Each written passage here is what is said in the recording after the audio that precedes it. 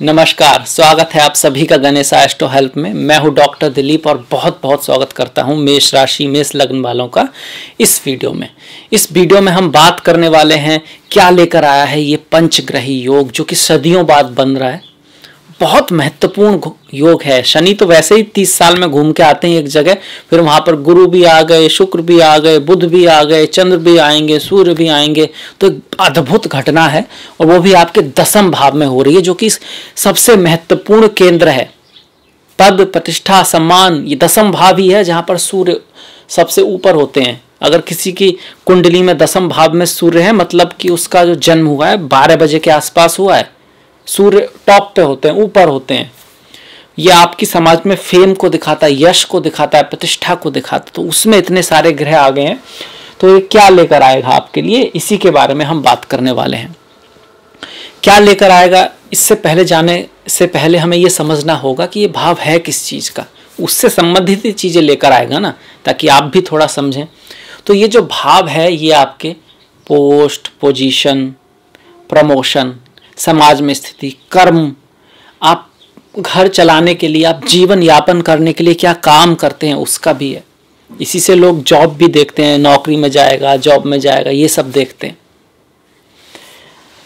अब इसमें 5-5 ग्रहों का आना, सूर्य भी रहेंगे, तो ये तो बताता है कि कार्य में प्रमोशन हो सकता है, कार्य में बदलाव हो सकता है, प्रतिष्ठा में वृद्धि हो सकती है, अचानक से बहुत सारी सफलता, बहुत सारा यश मिल सकता है, बहुत संभावना है।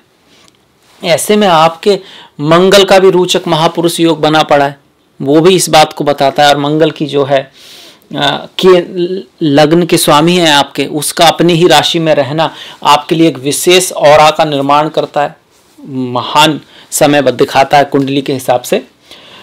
10वें भाव के स्वामी का भी 10 में सस महापुरुष नाम का योग बना पड़ा है। धर्म कर्म अधिपति नाम का योग आपके 10वें भाव में बना पड़ा है।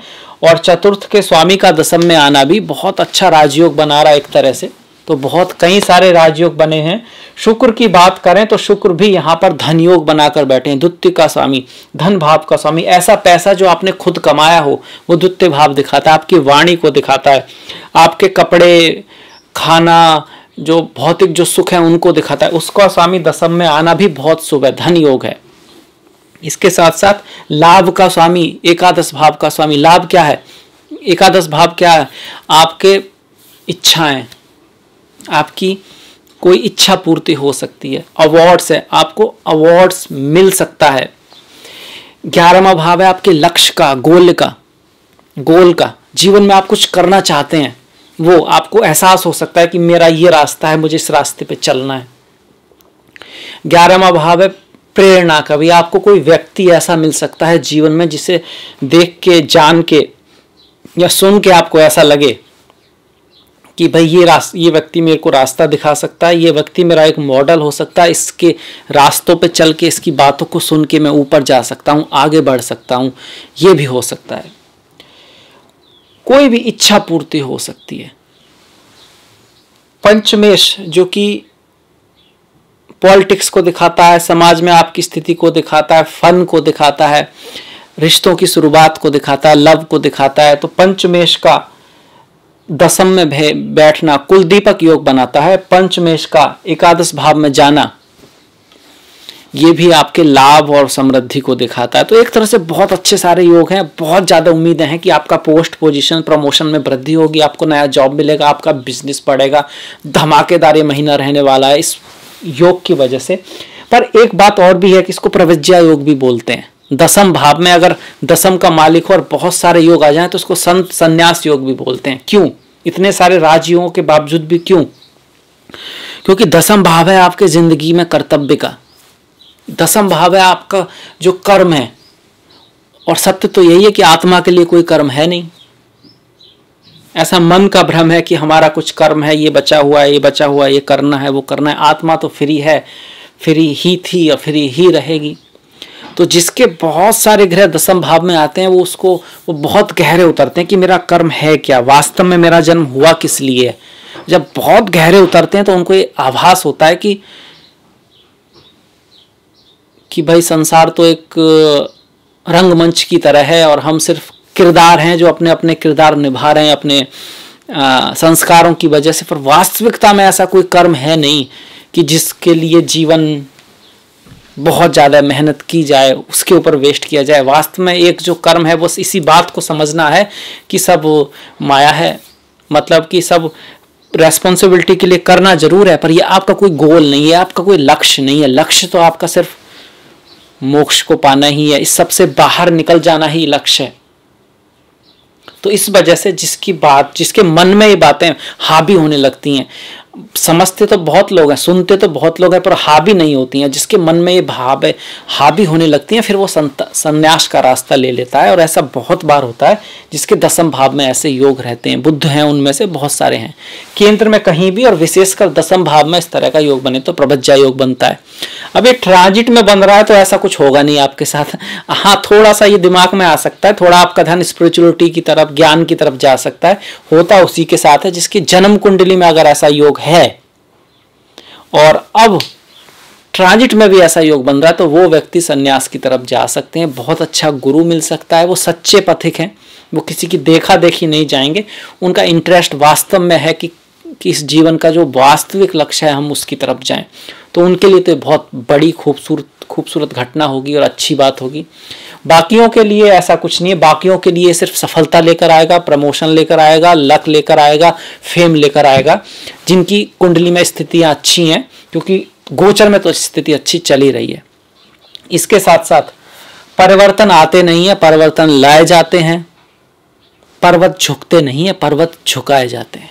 मतलब क्या है? देखिए, परिवर्तन कोई भी हो, अगर हम उसका वेट कर रहे हैं, इंतजार कर रहे हैं कि भाई वेट करो समय बदलेगा समय बदलेगा, तो शायद नहीं बदलेगा। ये उसी तरह से है जैसे कि पहाड़ है और आप वेट कर रहे हैं कि झुकेगा तो मैं दूसरी तरफ जाऊंगा, तो वो शायद नहीं झुकेगा, क्योंकि पर्वत का ये नेचर नहीं है कि वो झुक जाए। समय का नेचर जरूर है, समय बदलता है, पर वो कब बदलता है? पर्वत पर आप कब चढ़ते हैं?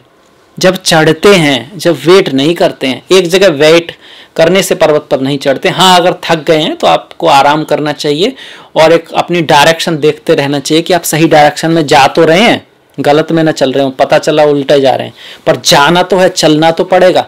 तो जो चलते हैं वही पर्वत झुका देते हैं, जो आकाश में उड़ने की इच्छा रखते हैं वही जहाज बनाते हैं और आकाश झुका देते हैं। आकाश कभी नहीं झुकता। तो कर्म करना जरूरी है। तो ये हो गया आपका टेक्निकल रेमेडी, प्रैक्टिकल रेमेडी कि भाई कर्म कीजिए, उसी से कोई रिजल्ट निकल कर आएगा। बात इतनी सी है कि बात ना बनाओ यारो। कहने का मतलब है कि सिर्फ बातों से काम नहीं होने वाला, जीवन कर्म प्रधान है। कुछ करके दिखाओ यारो। करना जरूरी है, कर्म करना जरूरी है, कुछ ना कुछ सीखना जरूरी है। आगे अगर बढ़ना है तो कुछ ना कुछ नया सीखना जरूरी है। अगर वही करते रहेंगे तो रिजल्ट भी वही रहेगा।